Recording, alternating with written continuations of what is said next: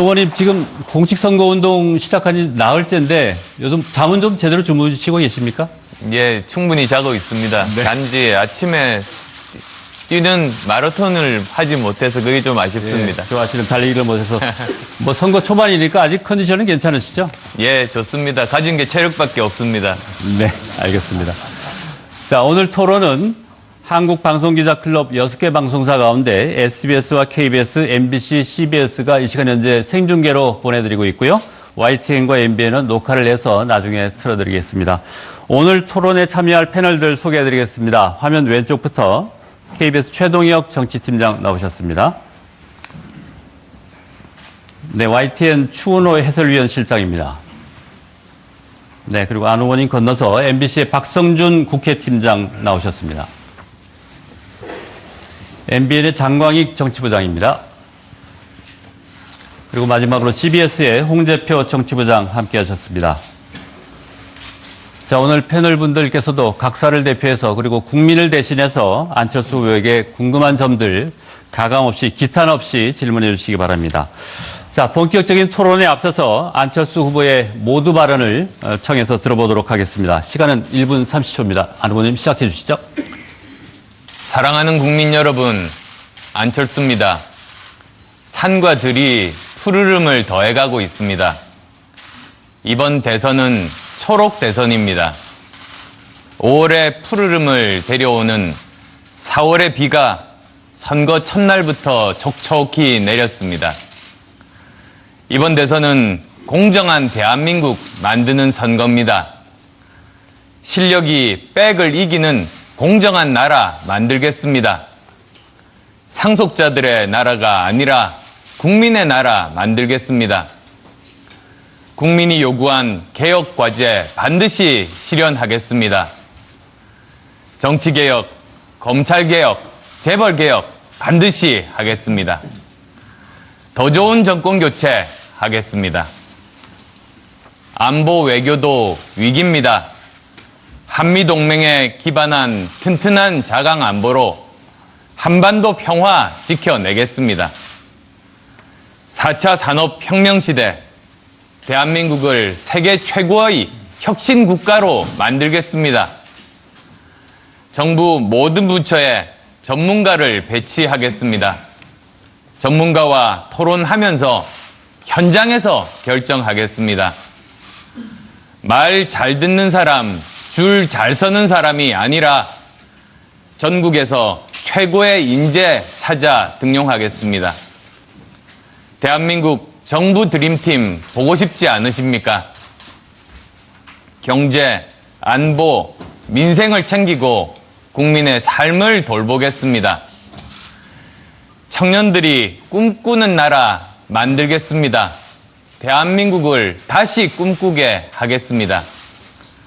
젊고 당당한 도전자, 저 안철수, 미래를 여는 첫 번째 대통령 되겠습니다. 고맙습니다. 네, 모두 발언 잘 들었습니다. 이제 본격적인 토론에 들어가 보도록 하겠습니다. 먼저 안 후보께 궁금한 점을 제가 질문을 해드리겠습니다. 자, 지지율 얘기부터 좀 해보겠습니다. 그 당내 경선 이후에 지지율이 수직 상승해서 예언하신 대로 문재인 후보와 양강 구도가 만들어지긴 했습니다. 그런데 지난 주말을 전후해서 상승세가 다소 주춤하더니 최근에는 격차가 조금 더 벌어지는 양상을 보이고 있는데요. 이른바 안풍이 꺾인 건가요? 어떻게 보십니까? 예, 우선은 제가 여러 가지 예측을 하는데 많이 맞았습니다. 네. 그 이유는 저는 제 개인적인 이해타산 생각하지 않고 네. 객관적인 사실과 흐름, 특히 역사의 흐름, 시대 정신을 보고 예측을 하고 있습니다. 네. 그래서 많이 맞는데 그 지도자라면 어느 정도 예측력을 가져야만 한다고 생각합니다. 그래야 국가가 조금이라도 빨리 방향을 잡아서 나갈 수 있는 것 아니겠습니까? 네. 그리고 이제 지지율 말씀하십니다만 저는 지금까지 지지율 보면서 정치하지 않았습니다. 국민만 보고 정치했습니다. 결국은 저는 제가 가진 그 소신, 정책, 리더십, 그리고 가치관 말씀을 드리면 그것을 국민들께서 객관적으로 평가해 주실 거라고 믿습니다. 그래서 저는 지금까지 그렇게 정치해 왔다는 말씀드리겠습니다. 네. 여전히 뭐 승리를 장담하고 계신 것 같은데요. 네. 근데 여론조사 내용을 보면, 경쟁자 이제 문재인 후보와 비교를 해보면 당선 가능성, 특히 지지자들의 견고성에 있어서는 안철수 후보께서 상당히 좀 상대적으로 약하다는 평가가 나오고 있습니다. 그런 분석도 있고요. 그런 지적에 대해서는 어떻게, 뭐 상황이 좀 달라질 수 있다고 보십니까? 저는 이번 대선은 정말 중요한 역사적인 분기점이 되리라고 믿습니다. 이번 대선을 계기로 지금까지 정치인들이 갈라놓았던 국민들이 다시 통합할 수 있는 계기가 이번 대선이라고 봅니다. 즉 지금까지 이념으로 나뉘어지고 지역으로 나뉘어진 것이 이번 선거를 계기로 합쳐질 수 있겠다는 희망을 가지고 있고 제가 그 일을 이루기 위해서 정말 최선을 다해서 노력하고 있습니다. 네. 어제 두 번째 TV 토론이 있었습니다. 그야말로 난타전이 벌어졌는데, 뭐 다 하시고 나서 결과적으로 뭐 어떻게 스스로 평가를 하고 계십니까? 잘 하셨다고 보시나요? 처음 시도되는 그런 형식입니다. 저는 이번 대선은 워낙 기간이 짧은 만큼 후보자들에 대한 검증이 제대로 이루어져야 한다고 생각합니다. 그래서 그런 관점에서는 여러 가지 다양한 형식들을 이제 도입을 하게 되면 그 후보들이 각각 가지고 있는 여러 가지 측면들을 국민들이 보고 판단하실 수 있을 겁니다. 그래서 이번 대선에 그런 다양한 시도 저는 얼마든지 환영합니다. 네. 어제 토론의 형식 자체는 크게 부담이 없었다는 말씀이신가요, 그럼? 부담 없었습니다. 그리고 좀 더 그 자유롭게 무대에서 다닐 수 있었으면 네. 좀 더 자연스럽지 않았을까 생각합니다. 네. 근데 그 공교롭게도 1차 TV 토론 이후에 지지율 상승세가 주춤했습니다.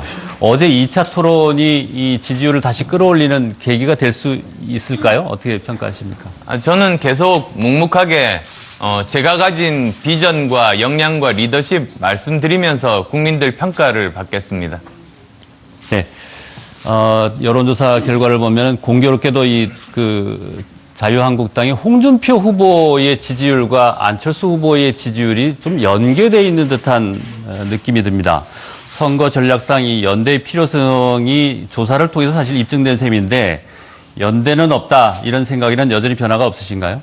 예, 저는 뭐 계속 말씀드렸듯이 연대하지 않고 그대로 가겠다고 하면서 목소리를 드높이다가 네. 성대가 상했습니다. 네. 연대는 없다는 생각이 변함이 없으신 걸로 이해하겠습니다. 자, 다음은 YTN의 추원호 해설위원께서 질문 이어가 주시기 바랍니다. 예. 안철수 후보의 국정 운영 능력에 대해서 의구심을 품고 있는 국민들도 좀 상당수 있습니다. 물론 안 후보님께서 당 대표도 지내셨고 그리고 기업도 경영하신 그런 경험이 있는데 하지만 행정 경험이 전혀 없다라는 점 그리고 국민의당 40석에 불과한데 과연 안정적으로 국정 운영이 되겠느냐 또 인재풀이 좀 부족한 것 아니냐 이런 지금 한계들 때문에 의구심을 품고 있는 국민들이 상당히 있는데 이런 그 의구심에 대해서 어떻게 말씀하실 수 있으십니까? 예, 짧은 순간에 세 가지 질문을 동시에 주셔서요. 제가 좀 충분히 설명드리겠습니다. 우선은 이제 국정 경험 말씀하십니다만 저는 정말로 다양한 분야에서 실제로 현장 경험들을 많이 했습니다. 의사로서, 그리고 IT 과학 기술자로서, 그 다음에 경영자로서, 그 다음에 또 교수로서, 그리고 학교에서 대학 원장을 하면서 학교 행정을 하면서, 그리고 정치에서 정당 대표를 2번 역임하면서 정말로 다양한 조직들을 다양하게 경험했습니다. 그리고 그 모두 다 성공적인 결과들을 다 만들었습니다. 그런 것에서 사실은 더 입증할 수 있으리라고 봅니다. 예를 들자면 정치에서는 저는 창당해서 40석 가까운 정당을 만들었습니다. 여러 가지 정치적인 어려움 가운데서 이렇게 돌파력과 성과를 보인 사람 대한민국 정치사에서 5손가락 안에 꼽히는 걸로 알고 있습니다. 저는 정치에서는 누구보다도 제대로 할 수 있다는 돌파력 그리고 성과 증명했다고 봅니다. 40석 말씀을 하십니다만 만약에 그렇다면 150석 이상 가지고 있었던 박근혜 전 대통령 어떻게 됐습니까? 국정을 제대로 잘 이끌었습니까? 통합의 정치를 했습니까? 결국은 그 대통령 한 사람이 얼마나 통합의 리더십을 가지고 있느냐, 유능한가, 그게 정말로 중요한 판단 기준인 겁니다. 그리고 제가 집권을 하게 되면 이제 대한민국은 정치의 대변혁이 일어날 겁니다. 지금의 구도는 아무런 소용이 없습니다. 즉, 지금의 정당별 의원 수는 아무런 의미가 없다. 그걸 말씀드리고 싶습니다. 안 후보님께서 집권하시면은 정당별 의석이 아무 의미가 없다라고 하지만은 그거는 뭐 어떻게 구현이 될지는 뭐 두고 봐야 될 일이고요. 안 후보께서는 집권하면은 연정하겠다 이런 표현은 잘 안 하시는 것 같습니다. 그 대신 협치하겠다, 또 대탕평 시대를 열겠다 이런 표현을 많이 쓰시는데 안 후보께서 생각하시는 협치의 모델이 어떤 겁니까? 그 더불어민주당이라든가 아니면 자유한국당까지도 이렇게 손을 잡을 수 있다는 그런 뜻인지 설명 부탁드립니다. 저는 협치라는 말을 계속 써왔습니다. 말씀하셨듯이. 그게 굉장히 넓은 범위입니다. 즉, 이제 집권을 하고 나면 다른 당들과 의논을 해서 상의해서 가장 최적의 협치의 틀을 만들게 됩니다. 거기는 여러 가지 상황들이 있을 수 있습니다. 이제 선거 직후에 당마다 상황들이 다 틀려질 겁니다. 그래서 미리 단정해서 어떤 방향이라고 말씀은 못 드립니다만 분명한 것은 저는 통합 내각을 하겠습니다. 지금까지는 계파 정치에 이렇게 매몰된 상태에서는 전국적으로 유능한 인재들이 많은데도 널리 등용하지 못하고 오히려 자기 편 내에서 무능한 사람을 국가적으로 중요한 일을 맡긴 겁니다. 그래서 무능하고 부패한 정권이 되고 우리나라가 이렇게까지 된 것 아니겠습니까? 저는 지금 현재 다른 캠프에 있는 사람이라고 할지라도 지금 서로 경쟁하고 있는 사람이라고 할지라도 능력이 있는 사람 같으면 그 사람 등용해서 쓰겠습니다. 다음 정권은 꼭 그래야 대한민국의 중요한 문제들 해결할 수 있습니다. 그러면은 차기 내각의 더불어민주당이나 아니면 자유한국당 소속 의원들도 등용할 수 있다. 그렇게 받아들여도 되겠습니까? 물론입니다. 다들 대한민국 인재 아닙니까?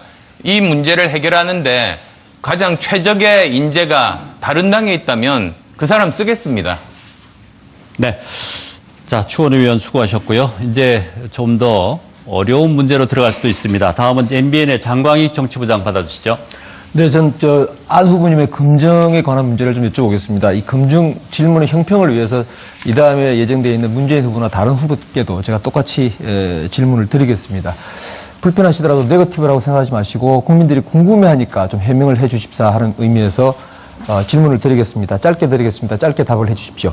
성진지오텍이라는 회사 아시죠? 예. 그렇습니다. 이사회, 포스코 이사회 의장 그 이전에, 그러니까 이사회가 열리기 이전에 그 회사가 아주 부실한 회사라는 사실을 모르셨습니까? 저는 그 당시에 이사회에서 주는 자료를 가지고 최선의 판단을 했습니다.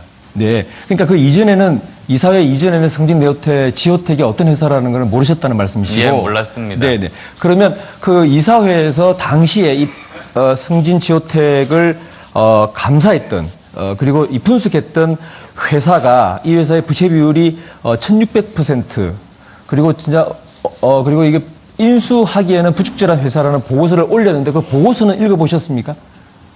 그 당시에 이 문제 때문에 사실은 이사회가 열리기 전에 미리 또 사전에 모임을 가졌습니다. 굉장히 많은 토론들이 있었습니다. 그리고 여러 가지 자료를 바탕으로 인수가에 대해서도 분석을 하고 여러 가지를 판단해서 그때 이사회에서 통과된 걸로 기억합니다. 네, 그때 이 회사 인수에 대해서 찬성표를 던지셨죠? 예, 그렇습니다. 네, 회계법인도 기업 존속 능력에 의문이 간다라고 부정적인 판단을 내린 이 회사에 대해서도 찬성을 하셨는데 이 평가 보고서는 보셨습니까? 지금은 정확하게 기억은 나지 않습니다. 굉장히 보고서들이 많았습니다. 경영진이 그때 성진지오텍이 장래가 촉망되는 회사라고 설명을 하면서 찬성을 유도했다라고 하는데 그게 사실입니까? 그 당시에 이사회 구성이 사내 이사들보다 사회 이사들이 많았습니다. 그래서 사회 이사들이 충분히 납득될 때까지 이렇게 질문을 던지고 설명을 들었습니다. 그러면 우리 후보님께서도 당시에 의장으로서 충분히 납득하셨다는 말씀이시군요. 그 당시에 그 회사 측의 설명에 따라서 판단했습니다. 네.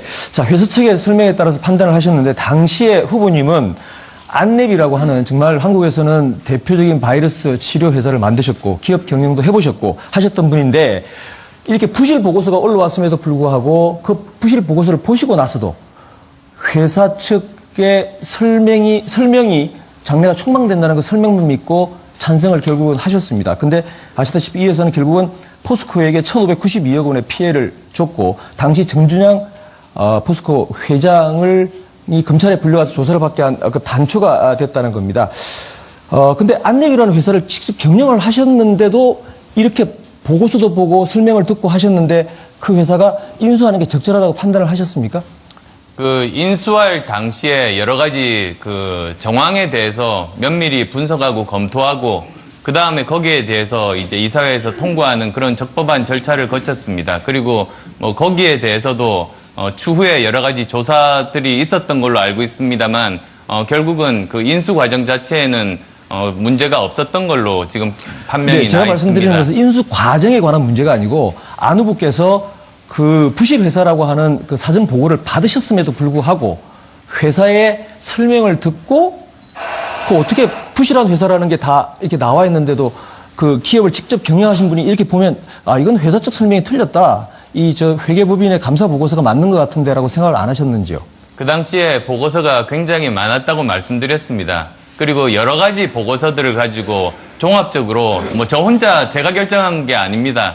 그 많은 이사들이 특히 이제 사회이사들이 여러 가지 질문을 하고 그래서 결정한 것입니다. 이사회에서. 그러니까 그 안 후보님께서도 그걸 설명을 들으시고 이 회사는 지금은 부실하지만 장래가 촉망되는 회사이니까 포스코가 인수하는 게 옳다 이렇게 판단하셨다는 것이죠? 결국은 그 회사를 인수한 회사를 성공하게 만드는 것은 그 경영진의 의지 아니겠습니까? 그래서 경영진에서 충분히 그런 의지를 표명을 하고 여러 가지 계획들도 들었습니다. 네, 장광익 부장님. 초반부터 이 한 가지만 검증의 더. 열기가 짙어지다 보니까 좀 시간이 조금 지연되는 듯한 느낌이 있습니다. 아주 컴팩트하게 좀 진행을 해주시죠. 예. 추가 질문 하시겠습니까? 예. 네. 제가 이 질문을 이렇게 이제 집요하게 여쭤보는 건 다른 게 아니고요. 이 승진지오텍이라는 회사가 결국은 1,500 상당의 부실을 포스코에 안겼고, 그리고 결국 이 회사 인수는 실패로 끝났습니다. 다음에 대통령이 되셔서 국가를 경영하시고 판단하실 때 이 참모가 이런 잘못된 보고를 드릴 때는 그때도 이렇게 이런 판단을 내리실 건지 그에 대해서 제가 검증을 해보고 싶어서 여쭤봤던 겁니다. 여러 가지 그 경우들이 있을 수 있습니다. 성공한 경우도 있고 실패한 경우도 분명히 있을 겁니다. 그리고 뭐 실패했다고 하면 그게 인수 과정에서 판단을 잘못할 수도 있고 인수 과정에서 잘했지만 나중에 운영 과정에서 잘못하거나 또는 세계 경기가 또 바뀌는 등 뭐 여러 가지 요인들이 있을 수 있습니다. 앞으로 그런 점들까지도 세밀하게 잘 판단할 겁니다. 네.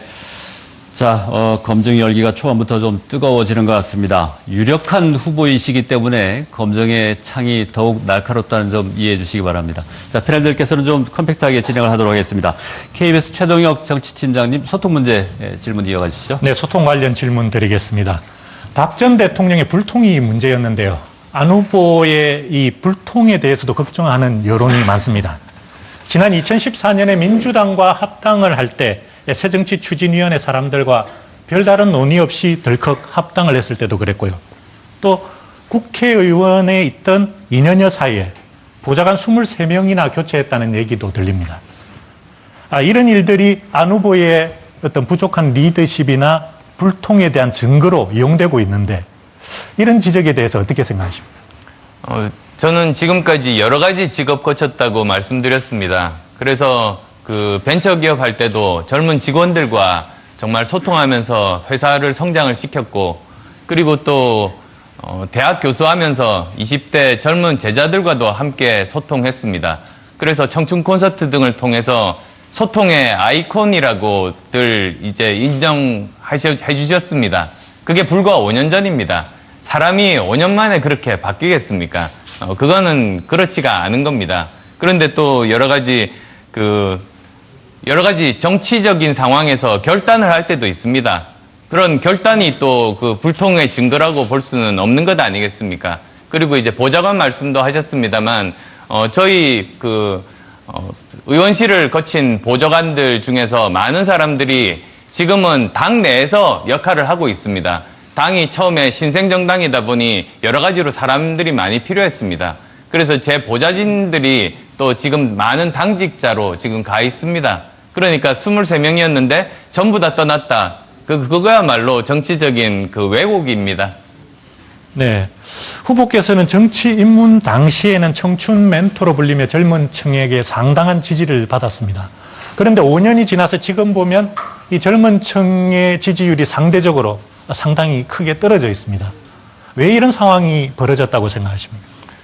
말씀드렸습니다만 소통의 아이콘이 바뀌겠습니까? 그런데 이제 제가 정치를 시작하면서는 제가 정치적인 능력을 입증하기 위해서 정말 최선을 다했습니다. 살아남기 정말 힘든 것이라고들 그러지 않습니까? 그래서 지난 총선 때 창당해서 40석 가까운 정당을 만드는 걸로 제 능력을 보여드렸습니다.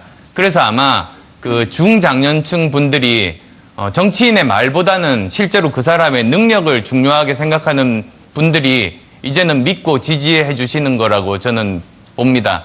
그런데 문제는 이제 그러다 보니 저 나름대로 살아남고 능력을 입증하기 위해서 노력하는 과정에 집중하다 보니 청년층과의 소통은 제가 좀 부족했습니다. 그래서 그 부분에 정말 노력을 더 할 겁니다. 사실 저는 여러 가지 면에서 지금 청년층과 호흡을 같이 하는 사람입니다.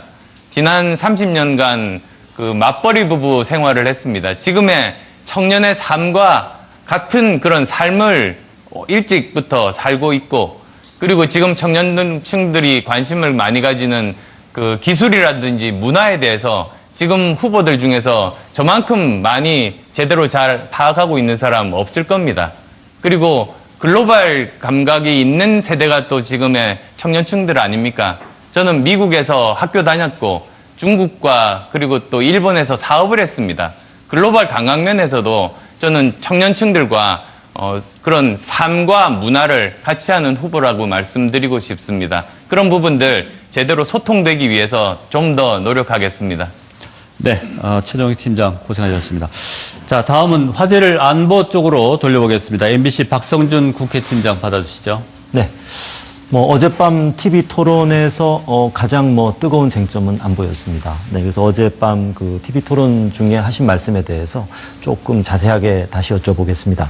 먼저 김대중 전 대통령 시절의 대북 송금 문제나 햇볕 정책에 대해서 대북 송금 문제에 대해서는 문제는 많았지만 의도는 그렇지 않은 것으로 안다. 그리고 송금 문제나 햇볕 정책에 대해서 공과 과가 있다. 이런 말씀을 하셨습니다. 네. 근데 이게 무엇이 공이고 무엇을 과로 평가하시는지 좀 자세히 규정을 해주시면 좋겠습니다.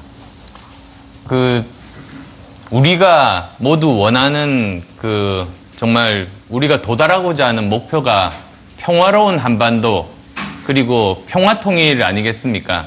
통일되지 않으면 정말 궁극적으로 우리가 평화로운 상황을 만들기가 정말로 어려운 겁니다. 그 도중에 여러 가지 가는 과정에 대해서 여러 가지 방법론에 대한 이견들이 굉장히 많습니다. 거기에 따라서 여러 가지 갈등들이 있어 왔습니다. 여러 가지 지난 진보 정권 그리고 보수 정권을 통해서 정말로 다양한 시도들이 있었습니다. 거기서 우리가 어떤 것에 대해서 실패했다면 거기에 대해서는 다시 실패를 반복하지 않을 수 있도록 교훈을 얻어야 되고, 그 중에서 우리가 잘된 점이 있다면 그건 계승해야 되고, 그런 큰 원칙 하에서 저는 말씀을 드리는 겁니다. 그래서 예를 들면 햇볕 정책도 햇볕 정책에서 가장 기반이고 시작점은 두 가지입니다. 튼튼한 안보 그리고 굳건한 한미동맹입니다. 그 두 가지가 없는 상태에서는 햇볕 정책을 시도하기가 어렵다는 것이 이제 김대중 대통령의 생각이었습니다. 그 점에 대해서 저는 전적으로 동의하는 겁니다. 그리고 그것을 기반으로 해서 저는 자강안보해야 된다. 튼튼한 한미동맹을 바탕으로 해서 우리 스스로 우리 몸을 지킬 수 있는 그런 국방력을 길러야 한다. 그게 제가 지금 가지고 있는 철학입니다. 네. 그러면 그 보수 쪽에서 얘기하는 퍼주기식 대북 정책이었다. 그것에 대해서는 동의하십니까? 그것도 의도와 이제 결과가 다른 부분 아니었는가 싶습니다. 그래서도 저는 지금 현재 대북 제재 국면 아닙니까? 지금 이제 어떻게 하는가가 중요합니다. 우선 대북 제재를 왜 하는가에 대해서 저는 질문을 던져야 된다고 봅니다. 대북 제재를 통해서 우리가 무엇을 얻고자 하는 것인가? 대북 제재를 통해서 한 체제가 붕괴되지는 못합니다. 그런 전례는 찾기가 힘듭니다. 그러면 우리가 제재를 하는 이유는 무엇인가? 그것은 우리가 원하는 시기에 원하는 조건의 협상 테이블을 만들고자 함입니다. 그래서 저는 지금 현재 그 대북 제재를 더 강화하면서 동시에 적절한 시기에 물밑 대화를 통해서 우리가 원하는 시기에 원하는 조건의 협상 테이블을 만드는 것이 바람직하다는 생각을 하고 있습니다. 그렇게 해야 우리가 원하는 그런 협상 테이블이 만들어질 수 있는 것 아니겠습니까? 네. 그리고 문재인 후보는 어제 그 주정 문제에 관련해서요. 대통령이 될 사람이 할 발언은 아니다. 이런 입장을 보였습니다. 이런 발언에 대해서, 이런 답변에 대한 안 후보님의 평가는 어떻습니까? 저는 그 점에 대해서 문재인 후보와 동의하지 않습니다. 이미 국방 백서에 주적으로 명시되어 있습니다. 그리고 지금 남북 대치 국면 아니겠습니까? 이런 상황에서 북한은 주적입니다. 네. 그리고 또 한 가지만 더 덧붙이자면 주적이면서 동시에 또 우리는 그 평화 통일을 이루어야 되는 그런 문제가 있는 겁니다. 그래서 주적임과 동시에 우리의 이제 그 대화 상대, 결국은 평화 통일을 이루어야 되는 상대라는데 굉장히 우리 모두의 고민이 있는 겁니다. 네. 방금 대화를 말씀하셨는데요. 최근 언론 인터뷰에서 김정은은 전 세계의 골칫덩어리다. 이런 말씀도 하시고 하셨는데, 짧게 여쭤본다면, 북한 김정은을 대화 상대로 인정하십니까? 지금 정말 골칫덩어리입니다. 예측 불가능합니다. 이 문제를 이제 우리나라도 적극적으로 풀기 위해서 나서야 합니다만 저는 이제 미국과 중국이 정말로 중요한 역할을 해야 된다고 봅니다. 그래서 저는 가능한 한 빠른 시기에 지금 한미 그 정상회담부터 열어야 되는 겁니다. 가장 지금 시급한 게 안보 문제입니다. 외교 문제입니다. 지금 먼저 반기문 전 총장을 그 특사로 파견해서 여러 그 강대국들과 미리 정지 작업을 하는 역할을 부탁드려야 된다고 봅니다. 우리나라의 소중한 외교 자산 아니겠습니까? 그리고 가능한 한 빠른 시간 내에 이제 한미 정상회담을 열어서 특히 북한 문제에 대해서 어떻게 할 것인지를 먼저 서로 협의가 돼야 됩니다. 그래서 전략적으로 보조를 맞추는 것이 굉장히 중요합니다. 네, 한 질문만 더 드리겠습니다. 집권하실 경우에 취임 직후에 북측에서 갑작스럽게 대화를 제의해 오는데 특히 남북 정상회담을 제의해 올 경우에 어떻게 대처하실 생각인지 말씀해 주십시오. 저는 정상회담을 위한 정상회담은 단호하게 반대입니다. 이게 정상회담 자체가 목적이 돼서는 안 됩니다. 이 북핵 문제를 푸는 수단일 때, 그리고 북핵 문제를 풀 수 있을 때, 그때 하나의 수단으로 정상회담이 필요한 것 아니겠습니까?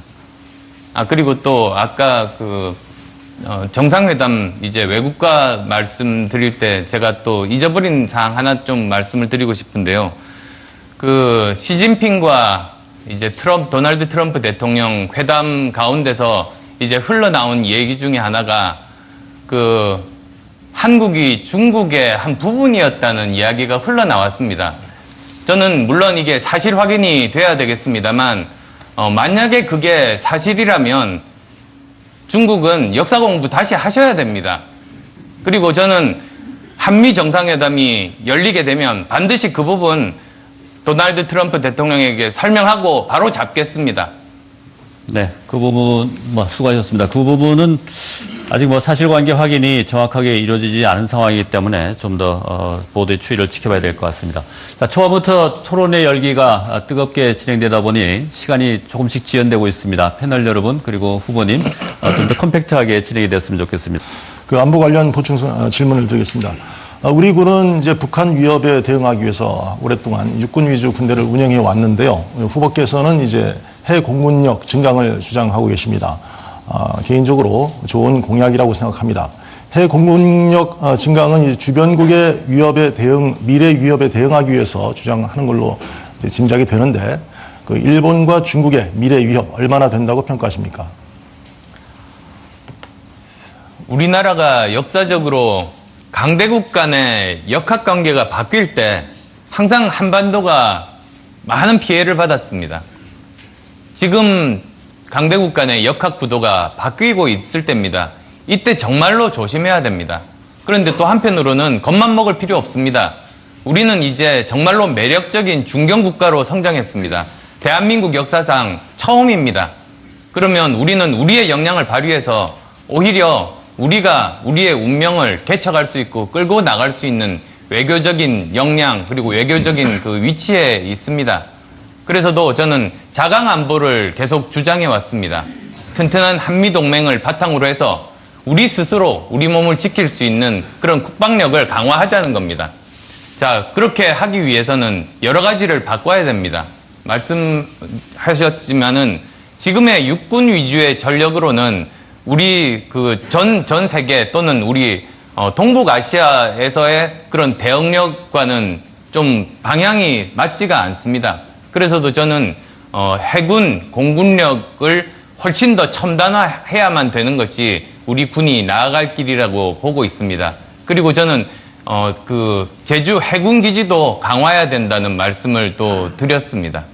네, 다음 질문 좀 짧게 답변을 좀 부탁드리겠습니다. 옳은 방향일 수는 있겠습니다만 그 과정에서 나오는 육군의 어떤 이제 육군을 비롯한 군대 내에서 어떤 뭐랄까요 저항 이런 것들은 어떻게 극복하실 생각이신가요? 지금 군도 대한민국을 지키기 위해서 있는 것 아니겠습니까? 지금 현재 상태로 그냥 단순하게 그 육군 위주의 그냥 정말 그 첨단화되지 않은 그런 병력 위주의 군대 가지고는 우리 스스로 우리 몸을 지키지 못합니다. 저는 이 문제에 대해서는 단호하게 이제는 국방개혁 해야 된다고 봅니다. 그래서 국방의 첨단화와 동시에 지금 여러 가지 방산비리 문제들도 이번 기회에는 정말로 바로 잡아야 하고, 그리고 또 저는 또 추가해서 말씀드리면 국방 연구개발에 관심이 많습니다. 미국이나 이스라엘 같은 경우는 국방 연구개발에 많은 투자를 해서 그것이 세계적인 신기술 개발의 원천이 되고 그리고 산업화의 성공까지도 나왔습니다. 저는 우리도 이제는 그렇게 해야 될 때가 왔다라고 봅니다. 예. 다음 그 전시작전권 질문을 좀 드리겠습니다. 2012년도에는 2015년까지 환수하겠다라고 말씀하셨는데 지금은 입장이 좀 바뀐 것 같습니다. 환수 얘기를 안 하고 있는데요. 언제쯤 이제 목표로 하고 계신지, 입장을 바꾼 이유는 왜 그런지, 그리고 이제 자강안보와 전시작전권 환수를 미루는 것, 뭔가 어울리지 않는 것 같은데 이 점에 대해서 설명을 좀 부탁드리겠습니다. 지금 한국과 미국 간에 이제 그 합의가 된 것이 우리가 어느 정도 이제 조건을 충족할 때까지 전시작전권을 연기한다라는 겁니다. 그래서 우리가 정말 우리 스스로 지킬 수 있는 안보 역량이 튼튼할 때 그때 다시 그 검토, 협의하기로 되어 있습니다. 그래서 그러자면 우리가 스스로 노력을 해야 되는 것 아니겠습니까? 사실은 그게 자강 안보인 겁니다. 우리가 스스로 국방력을 강화하자. 그리고 그러기 위해서는 저는 국방비 증액을 포함해서 여러 가지를 많이 바꿔야 된다. 이제 그 말씀들을 드렸습니다. 그래서 저는 이것이 자강 안보와 그렇게 서로 다른 방향이 아니라고 설명드리겠습니다.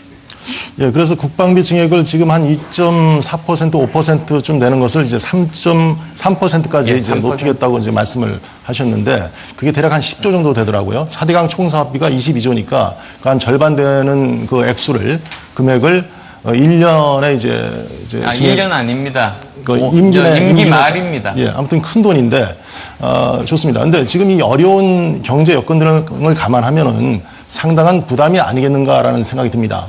그 어떤 방산 비리를 줄이거나 다른 어떤 세출 구조 조정 이런 거 외에 다른 보완이 있습니까? 그래서도 저는 거듭 그 국방연구개발 말씀을 드리는 겁니다. 국방연구개발이 단순하게 내부의 무기 체계만 만들자는 것이 아니고 이것이 새로운 기술들을 이제 개발하고 그리고 산업화와도 연결되고 그리고 수출과도 연결될 수 있는 경쟁력을 확보하자는 겁니다. 그렇게 되면 이것이 단순히 그냥 국방비 내에서만 머무르는 것이 아니라 다른 산업에도 굉장히 좋은 영향들을 미칠 겁니다. 네. 자, 안보 문제가 최대 이슈가 되다 보니 이야기가 상당히 길어졌습니다. 벌써 시간이 절반을 훌쩍 넘었습니다. 다시 한번 부탁드립니다. 컴팩트하게 질문과 답변을 주고받을 수 있었으면 좋겠습니다. 준비된 질문이 아직 많습니다. 자, KBS 최동혁 정치팀장, 교육 문제죠? 네. 어제 토론회에서도 뜨거웠지만은 이 학제 개편 문제 다시 질문을 안 드릴 수 없습니다. 안 후보께서는 초등학교 취학 연령을 45살까지 앞당기겠다 하셨는데 그렇게 되면 한꺼번에 이 제도 시행 첫 해에는 많은 어린이들이 한꺼번에 입학을 하게 됩니다. 그리고 자라나서 똑같이 한꺼번에 입시 지옥을 겪게 됩니다. 이런 문제 어떻게 생각하십니까? 예, 만약에 두 회에 걸쳐서 학생들을 한꺼번에 한 학년에 받으면 그런 문제가 있을 수 있습니다. 그렇지만 이것을 한 해 한다는 건 사실은 여러 가지로 가능하지 않은 겁니다. 학교 시설도 부족하고 선생님 숫자도 부족하고 여러 가지로 문제가 있지 않습니까? 그런데 그래서도 저는 나눠서 하자는 겁니다. 4년에 나눠서 지금은 12개월 내에 출생한 학생들을 대상으로 이제 입학을 하고 있습니다. 저는 그것이 아니라 4년에 걸쳐서 이제 나누자는 겁니다. 즉 12개월이 아니라 15개월, 1년 3개월 정도 내에 출생한 학생들을 한 학년에 입학을 하게 하면 이 문제는 자연스럽게 사라집니다. 더구나 지금은 출생 아동 숫자가 줄고 있기 때문에 지금은 이런 재구상이 가능할 수 있다는 말씀드리겠습니다. 학제 개편 문제가 이 교육의 근간을 흔드는 문제라서 여러 가지 지적 사항이 많습니다. 학계에서도 그렇고요. 중학교 같은 경우 5학년으로 한꺼번에 제도를 시행하게 되면은 방금 말씀하신 대로 교사 수도 늘려야 되고 전국의 모든 중학교에 교실이나 이런 것도 5학년에 맞게 증설해야 됩니다. 이런 모든 문제가 임기 내에 가능하십니까? 우선은 제가 이 말씀부터 드리겠습니다. 제가 왜 교육개혁을 주장하는가?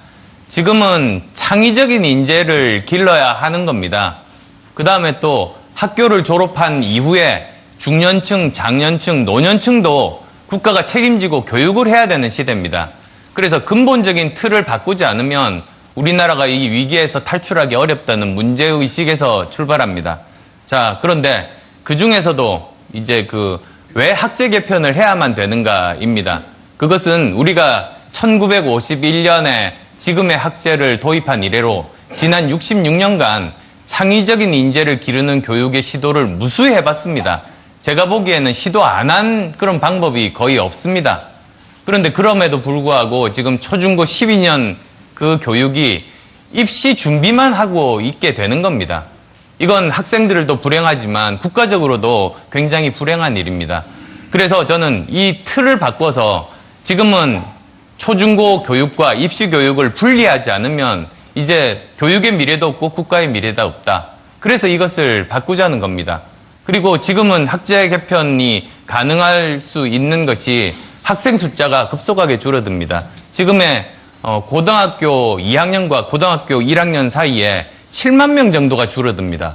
굉장히 급속하게 줄어들고 있습니다. 따라서 지금은 이렇게 학생 숫자가 줄어들고 있어서 새롭게 추가로 학교를 증설하지 않더라도 충분히 지금 이런 것들이 가능한 시기라고 판단합니다.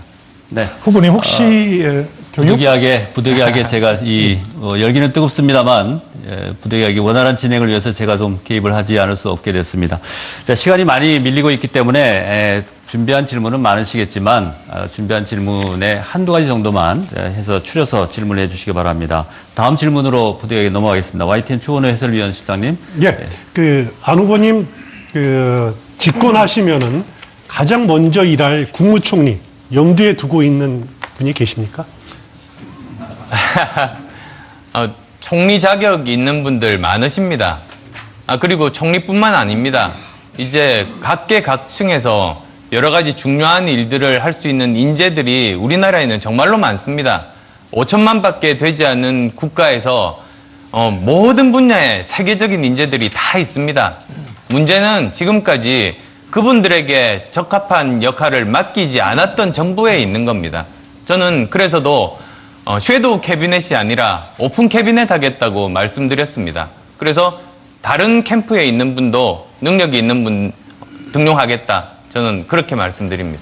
그러면 국무총리에게 강력 임명 제청권이라든가 이런 실질적인 권한을 부여할 생각이 있으십니까? 저는 지금 규정된 대로 운용돼야 된다고 봅니다. 충분히 역할을 드리고 또 대신에 그 권한을 가진 만큼 책임의 크기도 같이 가는 겁니다. 그래서 권한과 책임을 동시에 드리겠습니다. 염두에 두고 계신 국무총리가 진보 쪽입니까? 보수 쪽입니까? 아니면 국민 통합형 인물을 염두에 두고 계십니까? 지금은 진보 보수 이렇게 나눌 때가 아닙니다. 사실 우리가 작년 가을부터 이 몇 개월 동안 경험하면서 깨달았습니다. 지금까지 우리가 진보 보수가 싸운 게 아니었습니다. 우리는 기본이 안 돼 있는 나라였던 겁니다. 거의 뿌리까지 썩어 있는 민낯을 봤습니다. 아니, 정의로운 국가를 다 원합니다. 그러면 진보가 보는 정의가 다르고 보수가 보는 정의가 다릅니까? 저는 그렇지 않습니다. 정의의 진보 보수가 어디 있습니까? 이런 정말로 기본에 해당되는 정의로운 나라를 만들자는 그런 점에서 저는 그렇게 그 이분법적인 구분에는 동의하지 않습니다. 예, 안 후보님은 한 인터뷰에서 집권하면은 곧바로 한민국 국방장관을 제외하고 모든 장관들의 사표를 받겠다. 그리고 당분간 차관 체제로 운영하겠다. 이런 말씀을 하신 적이 있는데 그 입장 변함이 없으십니까? 우선 저는 이렇게 생각합니다. 지금 현재 장관들은 박근혜 정부 실패에 공동 책임이 있습니다. 그러면 사실 책임을 물어야 되는 겁니다. 그래서 실제로 운용은 능력 있는 차관 위주로 하는 것이 저는 바람직하다고 봅니다만 일단은 그 국무회의에서 또 여러 가지 그 안건에 대해서 통과해야 되는 그런 부분들이 있습니다. 그래서도 일단 책임을 묻는다는 의미에서 사표를 받은 다음에 가능한 빠른 시간 내에 그 장관들을 임명하는 방식으로 가겠습니다. 네, 감사합니다. 자, 이번에는 MBN 장광익 부장이신데 조금 걱정이 됩니다. 시간이 많이 걸릴 걸로 예상이 되는데 가능한 컴팩트하게 진행해 주시기 바랍니다. 네, 그냥 한 가지 질문만 그냥 드리겠습니다. 정치적인 라이벌이라고 하면 문재인 후보가 가장 라이벌이신데요. 5년 전에는 대권 후보를 양보하셨고 또 1년 반쯤인가요? 그때는 새정치민주연합에 가셨다가 또 탈당도 하셨고 하셨는데 과거랑 비교해보면 지금 문재인 후보가 바뀐 것과 바뀌지 않은 것이 있다면 어떤 게 있다고 판단을 하십니까? 글쎄요, 지금 뭐 서로 이제 열심히 경쟁하는 후보를 제가 평가하는 건 적절하지 않습니다. 네. 그러니까 말씀을 하시기가 좀 거북스럽다는 그건 말씀이신가요? 사실은 그 평가는 국민들의 몫이라고 생각합니다. 저는 이제 정치를 하면서 여의도 정치가 왜 국민들로부터 신뢰를 얻고 있지 못한가를 저는 봤습니다.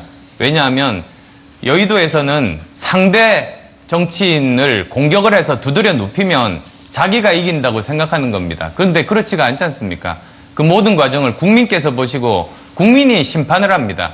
쓰러져 있는 사람도 국민이 손을 잡아서 이렇게 세워주면 그 사람이 승자가 되는 겁니다. 그게 이제 정치의 기본 아닙니까? 그래서 저는 경쟁 상대인 정치인 보고 정치하지 않습니다. 저는 정말로 국민만 보고 그리고 거기에 따라서 평가받겠다는 그런 마음으로 하고 있습니다. 네, 두 분 수고하셨습니다. 지금 여러분께서는 한국방송기자클럽이 주최하고 있는 안철수 대선 후보 초청 토론회를 보고 계십니다. 자, 다음은 CBS 홍재표 정치부장이신데요. 자, 질문을 준비한 건 많지만 한 가지씩만 하는 걸로 제안을 하겠습니다. 네. 사교육비 관련해서 질문을 드리겠습니다. 이 과중한 사교육비 때문에 이제 가게에 쓸 돈이 없습니다. 가뜩이나 어려운 우리 경제를 짓누르고 있는 요소인데요. 학생들 입장에서도 소위 이제 공부 지옥에 갇혀 있습니다. 학생들을 이 지옥에서 해방시킬 수 있는 어떤 대전환기적인 어떤 방안을 발표하실 용의는 없습니까? 제가 교육개혁 3가지 방향을 말씀드렸습니다. 우선은 지금 정부의 컨트롤 타워를 바꿔야 됩니다. 그래서 지금 교육부 폐지하고 장기적인 10년 계획을 합의하는 국가교육위원회를 만들자는 것. 그 다음 2번째가 학제 개편입니다. 그리고 3번째가 평생교육 강화인데요.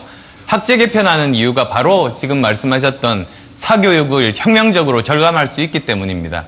지금 사교육은 입시 준비를 하고 있습니다. 그런데 지금 초중고 교육을 입시와 분리를 하는 그런 그 학제 개편을 하게 되면 그러면 이제는 그 사교육비가 획기적으로 줄 수 있는 겁니다. 네, 다음은 MBC 박성준 팀장입니다. 네, 제가 안보 분야 질문을 준비를 해와서 제가 안보 분야 질문 하나만 더 드리겠습니다. 지난 2010년 11월 북한 연평도 포격 도발 사건. 네. 이 가정법입니다만은 이 사안에 대해서 여러 가지 확전, 자제 이런 메시지 때문에 논란들이 있었습니다. 집권하실 경우 가정법적으로 이러한 유사한 북한의 도발이 있을 경우 연평도 포격 도발 같은 어떻게 대응하실 건지 좀 설명해 주십시오. 예, 저는 그 상황에서 우리는 그 연평도에 포격을 했던 그 포대 거기에 대해서는 우리가 보복을 했어야 된다고 봅니다. 그렇게 해야 다시 그런 도발을 하지 않을 수 있을 것 아니겠습니까? 만약에 관련해서요. 만약에 집권하신 뒤에 북한이 ICBM 대륙간 탄도 미사일을 발사한 것이 영공을 침범한다면 즉각적으로 요격 명령을 내리시겠습니까? 영공이라는 게 대한민국 영공입니까? 대한민국 영공 맞습니다. 네. 대한민국 영공이라면 당연히 지금 우리 방어 체계들을 총동원해서 그것을 막아야 됩니다.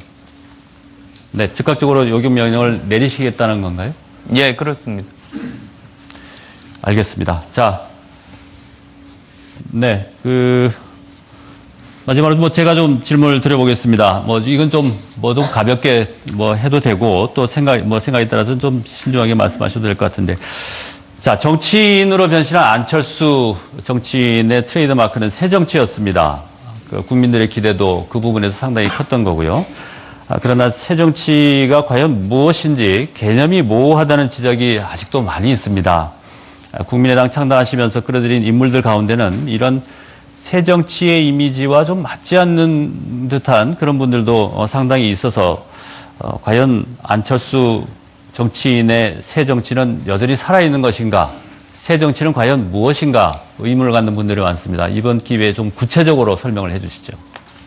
새 정치는 기득권 정치와 싸우는 겁니다. 정치가 뭡니까? 정치는 세상 바꾸는 일입니다. 그런데 실제로는 세상 바뀌는 것을 막고 있는 정치가 있습니다. 지금 이 상태 유지하려는 정치가 있습니다. 그게 바로 기득권 정치입니다. 바뀌지 않는 게 좋은 것 아니겠습니까? 그래서 저는 예전부터 새 정치가 뭐냐고 질문 받을 때마다 똑같이 말씀드렸습니다. 새 정치는 세상 바뀌는 것을 막는 기득권 정치와 싸우는 것이다. 그리고 또 개인 이익을 취하는 기득권 정치와 싸우는 것이라고 말씀드렸습니다. 그리고 사실은 결과로 보여드렸습니다. 작년 총선입니다. 기득권 양당 구조 이제 더 이상 국민들이 신뢰하지 않는다는 것을 저는 알았습니다. 그래서 신념과 소신을 가지고 국민만 믿고 돌파해서 3당 체제가 만들어졌습니다. 국민께서 만들어주신 겁니다. 바로 그게 기득권 양당 체제가 쩍쩍 금이 가게 만든 겁니다. 그게 제가 새정치하겠다고 말씀드리고 노력했던 그 하나의 그 성과물입니다. 그리고 그 결과 여소야대 구조가 되고 그 결과 최순실의 존재가 좀 더 일찍 세상에 드러나게 되는 결정적인 계기가 되고 대통령 탄핵을 거쳐서 이렇게 왔습니다. 어떻게 보면 제 작은 노력입니다만 국민들께서 만들어주셔서 지금 현재 그 상황에서 지금 대한민국 국민들은 살고 있다고 말씀드리겠습니다. 새 정치를 바꿔보겠다는 의지는 그동안의 역대 대통령들이 모두 말씀을 해 오셨고요. 그러나 현실의 벽에 부딪힌 경우가 많습니다. 제대로 실천되지 않은 경우가 많은데, 자, 정치를 개혁하려면 필수적으로 정치인들이 협조를 해야 됩니다. 40석의 정당이 과연 그 많은 정치인들의 마음을 돌려놓을 수 있을까요?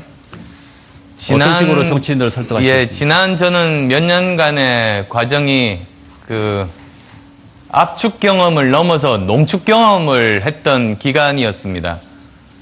그리고 짧은 기간이지만 당대표도 2번 하고 전국적인 선거도 정치인으로서 지휘할 수 있는 모든 선거들을 다 지휘를 했습니다. 그리고 거의 대부분의 선거에서 승리를 했습니다만 그 과정들을 통해서 저는 제가 어떤 일을 하려고 할 때 누가 어떤 방식으로 이제 방해하기 시작하고 그럼에도 불구하고 그것을 뚫고 제 뜻을 관철시키기 위해서는 어떻게 해야 되는가를 저는 나름대로 알았습니다.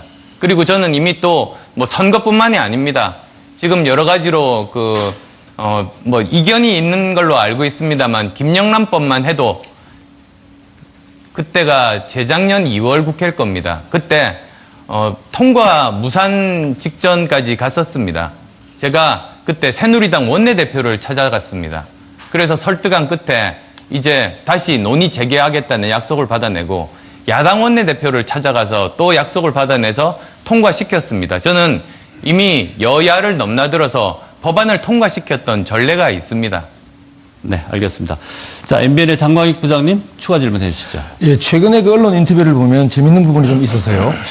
우리나라 정치에서 나 홀로 40석의 정당을 만든 사람이 우리 정치사의 5손가락 안에 꼽는다. 그러니까 안 후보를 포함해서요. 그리고 혼자서 창당해서 40석 가까이 만든 사람은 삼김을 포함해서 저뿐이다라는 말씀도 하셨고요. 혼자서 하셨다는 말씀을 참 많이 하십니다. 선거 포스터에도 당명은 없고 안 후보님 얼굴 혼자만 나오고 있습니다. 이게 과연 혼자서 하는 이 단독 플레이가 자꾸 부각이 되는데 당은 없고 혼자만 남아있는 이것이 국민들은 좀 갸우뚱하시는 분들도 있습니다. 좀 어떻게 생각하십니까? 저는 리더십에 대해서 여러 가지 질문을 받으면서 거기에 대해서 이제 답을 드린 겁니다. 그리고 저는 포스터 말씀을 하셨으니까요. 사실은 포스터 보고 처음에는 굉장히 반대들이 많았습니다. 우리가 정말 처음 보는 그런 대선 포스터 아니겠습니까? 근데 그런 것이 지금 우리 사회에 필요한 겁니다. 국민들이 원하는 겁니다. 국민들은 우리 대한민국이 바뀌기를 바라고 있습니다. 그래서 저는 선거 포스터를 통해서라도 우리 대한민국이 어떻게 바뀔 수 있다는 걸 보여드리고 싶었습니다. 바뀌려면 2가지가 필요합니다. 우선 첫 번째는 정말로 창의적이고 능력 있는 사람에게 그 일을 맡겨야 됩니다. 2번째는 창의적이다 보니 새로운 시도다 보니 반대가 많습니다. 그러면 리더는 그 반대를 다 설득해서 이것을 관철시켜야 되는 겁니다. 안 그러면 사실은 지금 현재 국민의당 포스터가 민주당이라든지 다른 당에서 만약에 그 아이디어로 나왔으면 도중에 다 묻혔을 겁니다. 무산됐을 겁니다. 그 혁신이 일어날 수가 없습니다. 그래서 저는 지금 현재 선거 벽보를 보면 대한민국의 미래가 보인다고 감히 말씀드리고 싶습니다. 다른 1번, 2번, 또 4번, 5번은 예전 포스터 그대로입니다. 즉 집권해도 대한민국은 바뀌지 않는다는 뜻입니다. 3번은 대한민국이 바뀐다는 상징입니다. 네, 아주 짧은 질문 하나를 더 할 수 있을 것 같은데 2분이 지금 신청하셨어요. 자, 홍 대표 팀장이 먼저 하셨기 때문에 짧게. 지금 후보께서는 대북 제재와 민족화의 투트랙 정책을 계속하겠다고 하셨는데요. 그 민족화의 그 걸림돌이 될 수 있는 요인 중에 하나가 국가보안법이다 이런 주장도 나오고 있습니다. 국가보안법 폐지 또는 개정을 하실 용의가 있으신지요? 국가보안법 폐지는 아닙니다. 저는 지금 이제 시대가 많이 흘렀지 않습니까? 그러면 사실은 모든 법이 지금 현재에 맞게 개정 필요성들이 모든 법에서 다 생길 수 있습니다. 저는 국가보안법도 마찬가지 관점에서 그중에서 이제 시대의 흐름에 따라서 지금 현실에 맞는 것들 존속시키고 맞지 않는 것들을 바꿔나가는 건 당연하다고 봅니다. 네, 자, 안철수 후보님 그리고 패널 여러분 준비한 질문은 많지만 시간 관계상 여기서 끝내야 되겠습니다. 자, 수고 많으셨고요. 마지막으로 국민들께 하시고 싶은 말씀 마무리 발언으로 30초 드리겠습니다. 네. 사랑하는 국민 여러분, 1987년 우리 국민은 군사 독재를 끝내고 직선제를 쟁취했습니다. 1997년 우리 국민은 IMF 위기 속에서 50년 만에 정권 교체 선택하셨습니다. 2017년 우리 국민은 대통령을 파면하고 국민 주권을 선언하셨습니다. 이제는 미래를 말할 때입니다. 산업화, 민주화 시대를 넘어서 미래로 나아갈 때입니다. 청년들의 절망, 어머니 아버지의 고단함, 어르신들의 불안에 정치가 답해야 합니다. 국민을 다시 꿈꿀 수 있게 해줄 대통령 뽑아야 합니다. 더 좋은 정권 교체 선택해 주십시오. 5월 10일 그 위대한 변화가 시작됩니다. 미래를 여는 첫 번째 대통령이 되겠습니다. 고맙습니다. 네, 장광익 부장님. 초반부터 이 한 가지만 검증의 더. 열기가 짙어지다 보니까 좀 시간이 조금 지연되는 듯한 느낌이 있습니다. 아주 컴팩트하게 좀 진행을 해주시죠. 예. 추가 질문 하시겠습니까? 예. 네. 제가 이 질문을 이렇게 이제 집요하게 여쭤보는 건 다른 게 아니고요. 이 승진지오텍이라는 회사가 결국은 1,500 상당의 부실을 포스코에 안겼고, 그리고 결국 이 회사 인수는 실패로 끝났습니다. 다음에 대통령이 되셔서 국가를 경영하시고 판단하실 때 이 참모가 이런 잘못된 보고를 드릴 때는 그때도 이렇게 이런 판단을 내리실 건지, 그에 대해서 제가 검증을 해보고 싶어서 여쭤봤던 겁니다. 여러 가지 그 경우들이 있을 수 있습니다. 성공한 경우도 있고 실패한 경우도 분명히 있을 겁니다. 그리고 뭐 실패했다고 하면 그게 인수 과정에서 판단을 잘못할 수도 있고, 인수 과정에서 잘했지만 나중에 운영 과정에서 잘못하거나 또는 세계 경기가 또 바뀌는 등 뭐 여러 가지 요인들이 있을 수 있습니다. 앞으로 그런 점들까지도 세밀하게 잘 판단할 겁니다. 네. 자, 검증 열기가 초반부터 좀 뜨거워지는 것 같습니다. 유력한 후보이시기 때문에 검증의 창이 더욱 날카롭다는 점 이해해 주시기 바랍니다. 자, 패널들께서는 좀 컴팩트하게 진행을 하도록 하겠습니다. KBS 최동혁 정치팀장님, 소통 문제 질문 이어가 주시죠. 네, 소통 관련 질문 드리겠습니다. 박 전 대통령의 불통이 문제였는데요. 안 후보의 이 불통에 대해서도 걱정하는 여론이 많습니다. 지난 2014년에 민주당과 합당을 할 때 새정치추진위원회 사람들과 별다른 논의 없이 덜컥 합당을 했을 때도 그랬고요.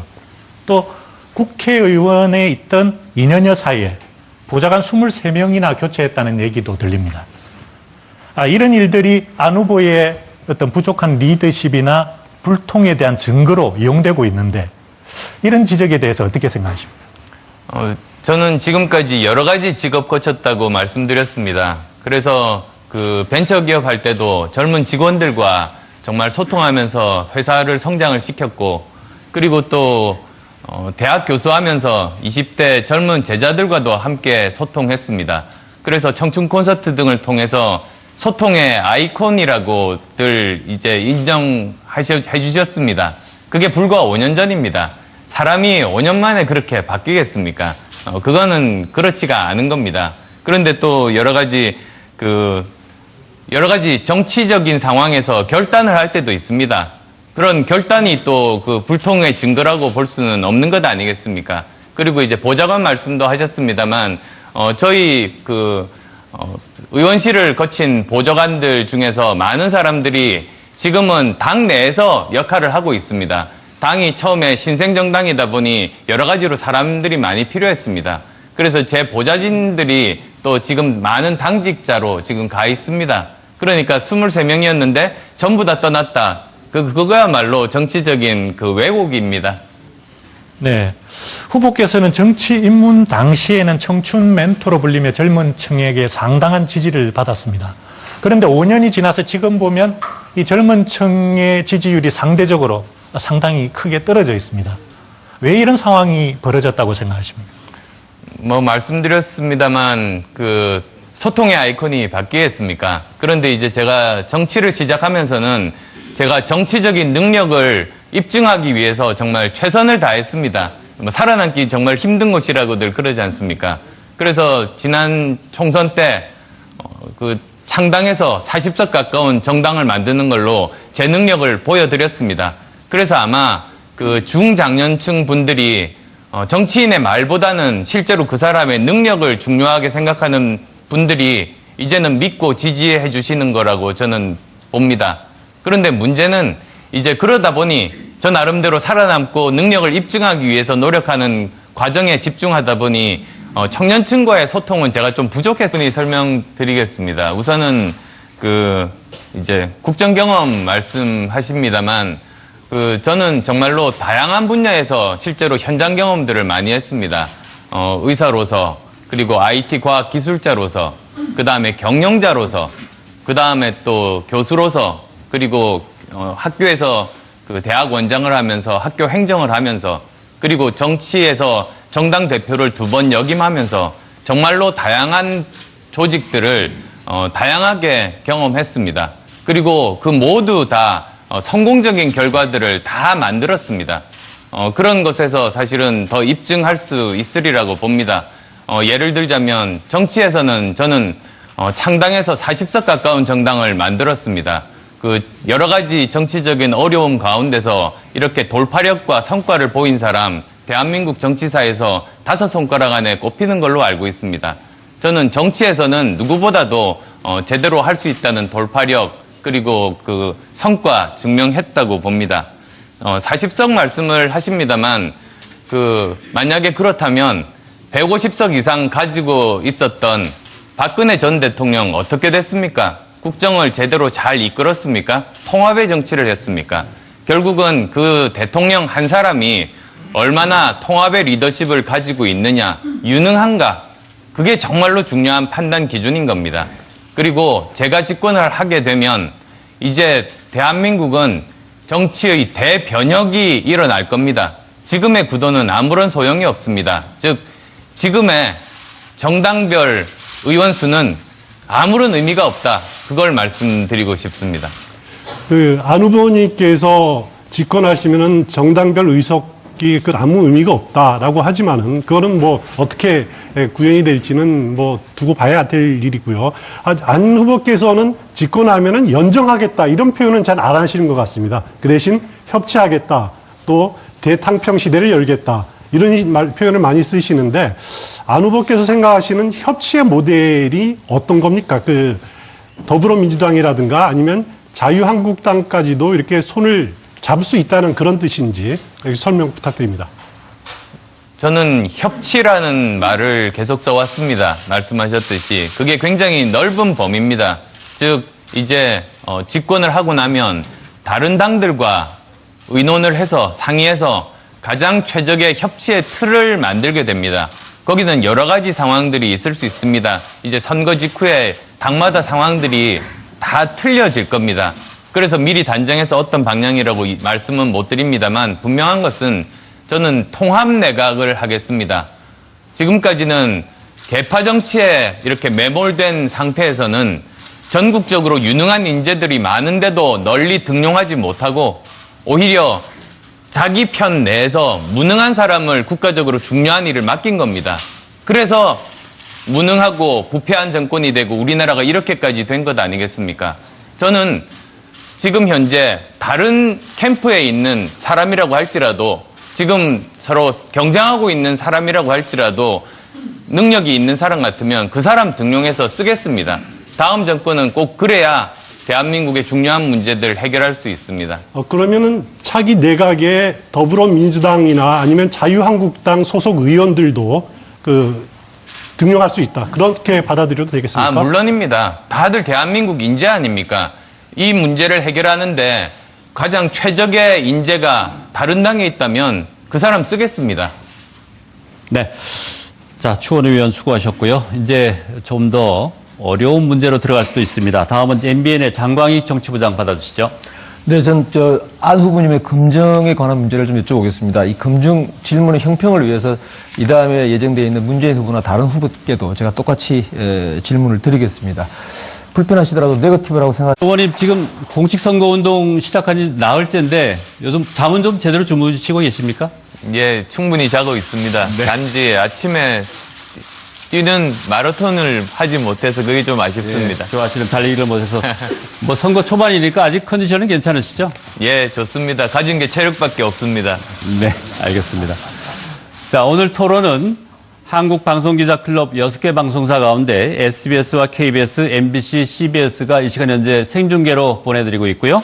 YTN과 MBN은 녹화를 해서 나중에 틀어드리겠습니다. 오늘 토론에 참여할 패널들 소개해드리겠습니다. 화면 왼쪽부터 KBS 최동혁 정치팀장 나오셨습니다. 네, YTN 추은호 해설위원 실장입니다. 네, 그리고 안 의원님 건너서 MBC의 박성준 국회팀장 나오셨습니다. MBN의 장광익 정치부장입니다. 그리고 마지막으로 CBS의 홍재표 정치부장 함께하셨습니다.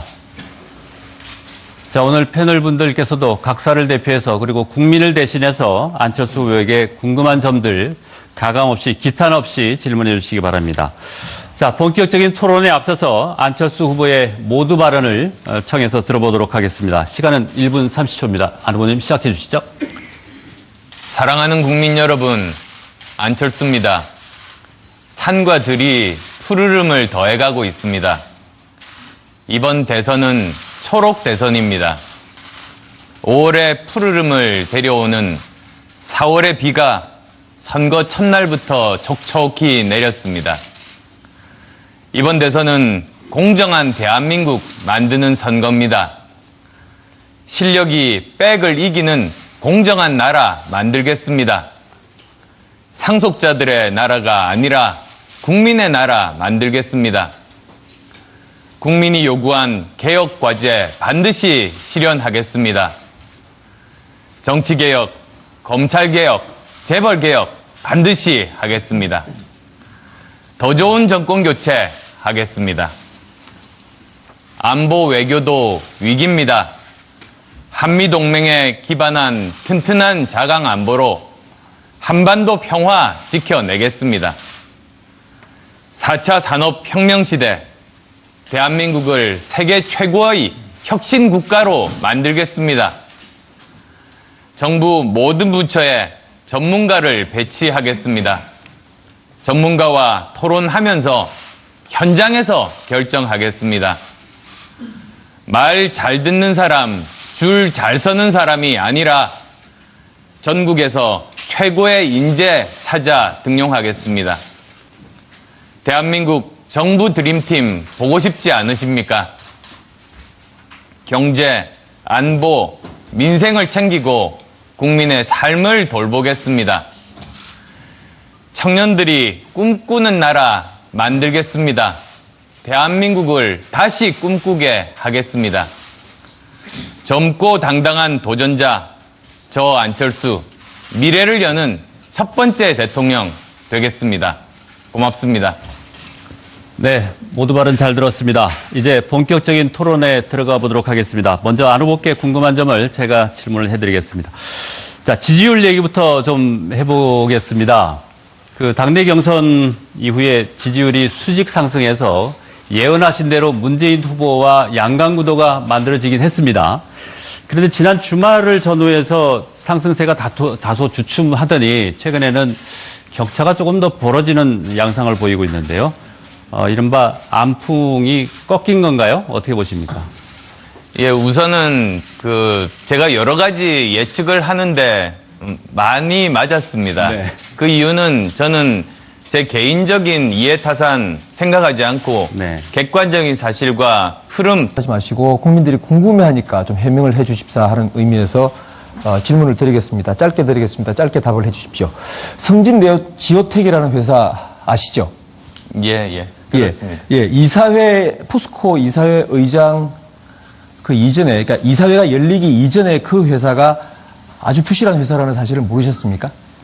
저는 그 당시에 이사회에서 주는 자료를 가지고 최선의 판단을 했습니다. 네. 그러니까 그 이전에는, 이사회 이전에는 지오텍이 어떤 회사라는 걸 모르셨다는 말씀이시고. 예, 몰랐습니다. 네네.